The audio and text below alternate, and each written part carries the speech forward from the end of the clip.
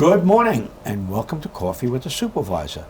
We have two special guests today, Debbie and Jim, and they're going to talk about something that isn't talked about a lot because fortunately it's not that commonplace. But people that are afflicted with this disease, it's a real problem. It's complex regional pain syndrome. So who would like to start off by telling me what complex regional pain syndrome is all about? Great. First, thank you for having us as your guests. Complex regional pain syndrome is a rare disease. It's characterized by incredible pain, the most painful pain known to man, and the McGill Pain Index. It's rated greater than cancer pain, amputation of a digit, or natural childbirth. It basically, in the beginning, it usually occurs after some type of trauma. Something simple as a needle stick for blood draw. It could happen with some type of a car accident, sometimes after surgery where a nerve might be diced. And basically, it is, if not appropriately diagnosed and treated carefully, it can become a chronic illness. Now, how widespread is this here? We think that it's classified as a rare disease, saying that in America there's probably 200,000 people that have it, but we believe that there's probably close to 50,000 new cases a year. So it's a disease that's out there that 50 or 60 years ago probably wasn't listed as a disease. And Right. now that it is, and people can classify their pain, which I'm sure medical doctors along the way couldn't figure out what the story was. Right. Now they begin to classify it in the last 10 or 20 years, and all of a sudden it's a syndrome that affects several 100,000 people. And it's growing because they're realizing, ooh, this is something that's problematic. Right. Now, what are some of the symptoms? You talked about the pain. So you have pain to talk about totally disproportionate to what occurred. And in the cardinal, some of the cardinal symptoms is a sign called allodynia, where there's hypersensitivity to touch to something that would be normal, like air conditioning. It could be clothing. A lot of times people with CRPS cannot, even cotton. I have to have silk. Yes. Exactly. Something that's not going to be in any way painful, noxious. painful, put weight on, or Exactly. rub against me, or whatever. And so in the acute phases, that there's color changes, there's sweating, there's swelling, and basically it's an exaggerated inflammatory response. But it affects different people who have this disease differently. Yes. There isn't one predictable symptom for everyone, or is there? No, it's more of a heterogeneous disease. There's different subsets of Right. that. Okay. But basically it is overwhelmingly female. It affects both children and adults. Really, females?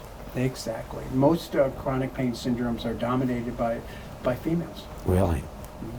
Now, has there been, because the disease is so amorphous, there's so many different possibilities, has there been developed cures for some of this? No cures. No cures. So you get this, you're suffering. You Yes. are. Yeah. I'd love Debbie to share part of her story. Please. So I have it now on the whole left side of my body, Right. but 20 years ago I got hit with steel flashing. It's a 10-foot tall case that they use in roofing, Right. and it hit my neck and shoulder. And the reason I even wrote up a report about it at work, because even though it hit here, my hand swelled up really Right. bad. And I thought that was odd. And I went to the doctor. He gave me some steroids to bring down the swelling of my shoulder and hand. And that was it. And then a couple of weeks later, I started getting chest pains, like I was having a heart attack or something.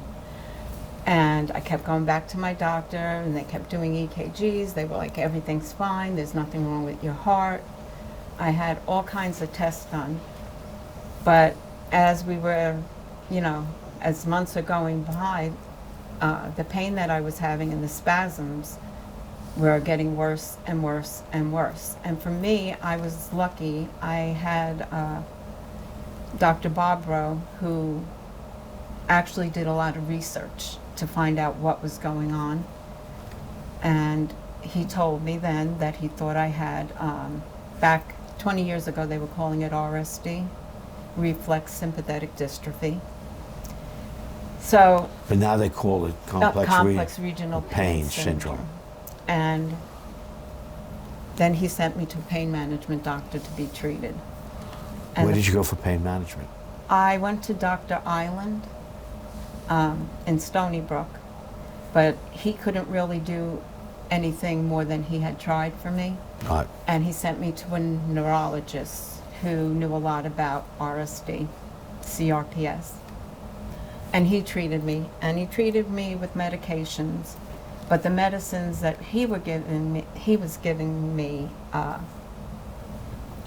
I just slept a lot because this medication was strong. I couldn't really do anything. The pain wasn't really being controlled. Like, I'd have to take the medication every 6 hours. So it was like an up and down, like, okay, I feel relief, and then you slowly feel the pain coming back. So it was just like this cycle I was on, and I was on that for almost 13 years. Wow. I was either in bed or laying on my couch. So, But you're up today. Tell us about Yes. that story. So when my How did you overcome this, or at least partially overcome this? So after my neurologist retired, I found Dr. Brian Durkin, who would take me on. And he did a DNA test on my metabolism to see what medications would work best for me. And he put me on 2 medications. One is an extended relief and one is a immediate relief. And that allowed me to start doing things. Like, I can't run or swim or do any of those kind of activities. Can't do any physical activities. Right, but I can get in my car and I can drive. You can walk a little bit. Right, I can walk, I can sit a little bit. Right. Once that happened, that I was able to, do more, I started going to the walks that RSDSA was participating in New Right. York City. And back when I was hurt, nobody knew anything Right. This about is RSD. relatively new, in the sense that it's not new. It's been there for years, but Right. people began to take a look because it wasn't affecting a widespread population. Exactly. They began to take a look and then put 2 and 2 together and said, you know what? There may be different symptoms, but it's all based on chronic pain, and something is causing this. And we now can classify this, and they may be one of several varieties, but they're all regional chronic pain syndromes. Under that umbrella. Right. It's amazing. There's 7,000 rare diseases in the world. Wow. And CRPS is one of them. So you're vying for information Right. to get out there. These are the symptoms. This is what you can do. Because things like doctors that. tend to focus, and medicine tends to focus on the diseases that are widespread, Exactly. as opposed to the very rare diseases. But let's Right. talk about this. You talked about a walk for chronic pain Right. in New York City. Now, don't we have a walk on Long Island? Yes, we do. We have the 5th walk, if I'm not mistaken. Yes. Tell us a little bit about that walk and what's the purpose of the walk, besides awareness. Because that's purpose number 1 is awareness. Purpose number 2 is maybe raise a little funding for research and things of this nature. So let me turn it over to you. Okay, so I started with RSDSA in the city, and when I asked Jim about how much he was getting from the registration fee, which was $49, he told me that they got about $6 out of that fee. And that, like, just blew my mind. Right. I'm like, wow, I'm paying this money because I think it's going to the nonprofit, and basically it's just a bunch of fees. Right. So I told Jim that I really wanted to start a walk on Long Island, and we went back and forth. Someone else contacted him about it, and then he gave me a call and asked me if I wanted to be involved with it, and I said, of course. So So you've had You've had 4 walks, and the 5th one is coming up In September 9th, September 9th, which is a Saturday, yes, from 8 a.m. to 2 p.m. in Eisenhower Park. in Nassau County, in Yes. Eisenhower Park. And there'll be a walk around there, and people want to come out and support. Very helpful. The registration fee is, The day of the walk, it's $35. If they register beforehand. online. It's $30. Okay, where do they, tell me the online address so people know how to get there.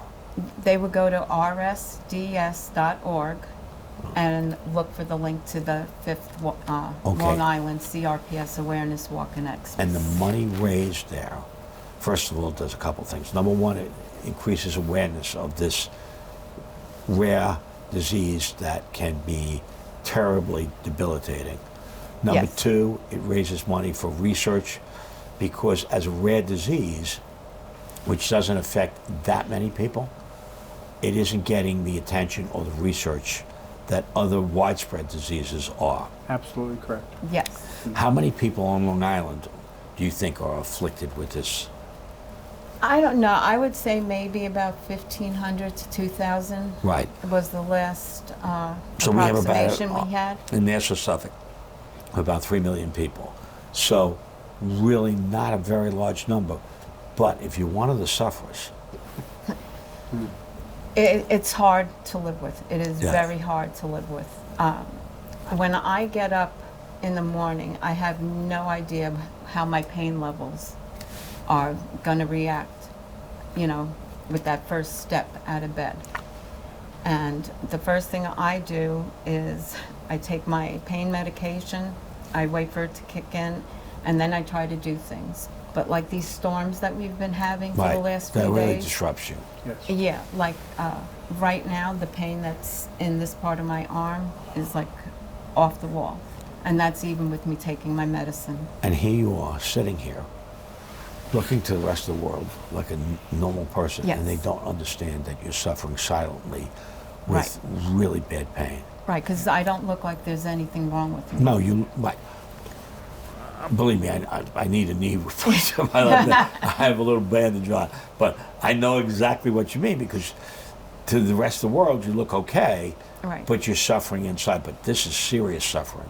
Now, tell me a little bit about the orange. You have one on your lapel, Yes. and you have a little orange ribbon. Tell me about that. The ribbon is the color that we use to identify CRPS. Orange. Orange, So I know your sufferers have come to the town board, yes. and we try to make people aware because we give a proclamation, and that's usually in October, if I'm not mistaken. November. And I know I have an orange tie. And Yes, you I were whip very- out my orange tie and put it on for that town board meeting, because we wanted to be in solidarity Yes. with those who are suffering, saying, we hear you, we understand your pain, and we hope for a solution to this. Yeah. Yes. Can I go Sure. back to the walk? Sure. So what's exciting about the walk is, so too often with a rare disease, most people have not met another person with that particular rare disease. Right. So this is an opportunity for people to come to meet. And it's not just a walk, there's an expo, and we'll have people talking about the latest treatments and how people can get better. Which is so important, because although they all share in this rare disease, it afflicts them differently. Yes. Exactly. Right, so it's so important. And again, that's September 9th. Starts from 9 o'clock to 2 8 o'clock. a.m. 8 a.m. to 2 2 p.m. o'clock. And not only is a walk, but you're going to have an expo Exactly. with booths with people who can address different aspects of this disease. Right, and those are our sponsors for the, who get a table in the education tent. Right. And that's really important, because when I was first diagnosed, the only resource I had was their webpage, Right. RSDSA. And Jim was very gracious back then, he still is. He sent me information, he talked to me on the phone. Jim, are you a sufferer?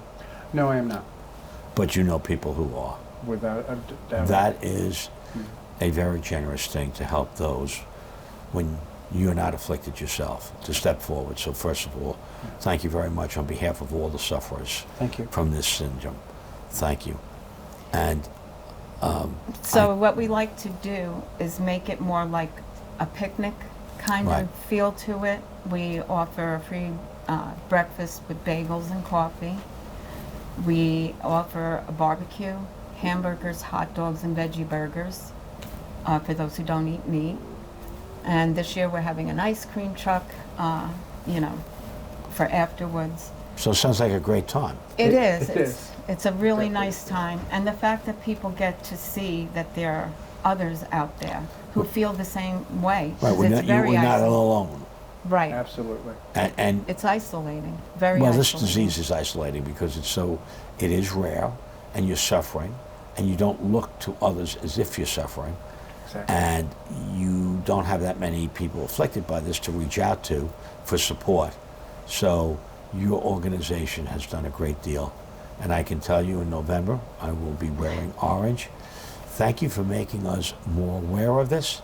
Hopefully, if there's someone listening out there, again, we're going to put the telephone number up on the webpage. They can reach out, and they don't have to feel alone in their suffering, and they can work with the organization to try to ensure that there are treatment developments and possibly a cure for some that are afflicted by this. Good luck. Thank you very I much. will shake the arm that isn't as sore. And Jim, Thank you. Thank you very much.